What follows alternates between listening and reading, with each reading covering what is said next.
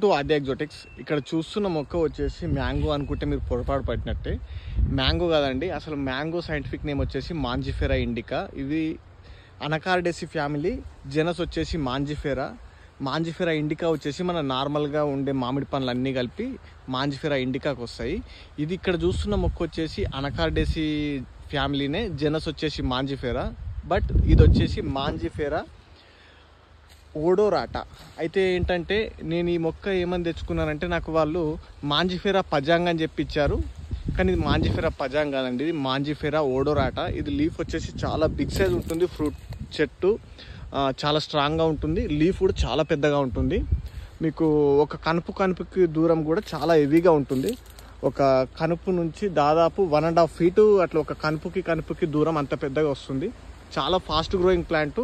Fruits కూడా చాలా లిమిట్గానే కాస్తున్నాయి. కానీ దీనిది స్పెషల్గా మీరు టేస్ట్ రివ్యూ కోసం వెయిట్ చేయండి. తెలుగులోనే కాదు, దాదాపు ఇండియాలో కూడా ఎవరో ఒకరు చేసి ఉంటారు వీడియో. దీనిది చాలా టేస్టీ ఉంటుంది, స్మెల్ మాత్రము చాలా బాగుంది. ఒకటే ఈ ఫ్రూట్ లాస్ట్ టైం ఒక ఫ్రూట్ వచ్చింది, కానీ ఫుల్ రైపెన్ కాకముందే పడిపోయింది. ఈ సంవత్సరము ఒకటే ఫ్రూట్ కాసింది, అది రైపెన్ అయింది, బట్ గ్రీన్ కలర్లోనే ఉంది, పడిపోయింది. ఇంకొక 1 day ఆగి వీడియో చేస్తాను. స్మెల్ మాత్రం దాదాపు నేను ఫామ్లోనే ఇక్కడ చెట్టు దగ్గర ఫ్రూట్ ఇక్కడ పడిపోతే దాదాపు నాకు 50 మీటర్ల అవతల వరకు స్మెల్ అంత ఘోరంగా వస్తుంది. అంటే స్మెల్ అంత బాగుంది, అంత హెవీగా ఉంది స్మెల్. ఒక ఇంట్లో పెట్టుకుంటే ఇల్లంతా స్మెల్ అయిపోతుంది. చాలా బాగుంది స్మెల్ మాత్రము.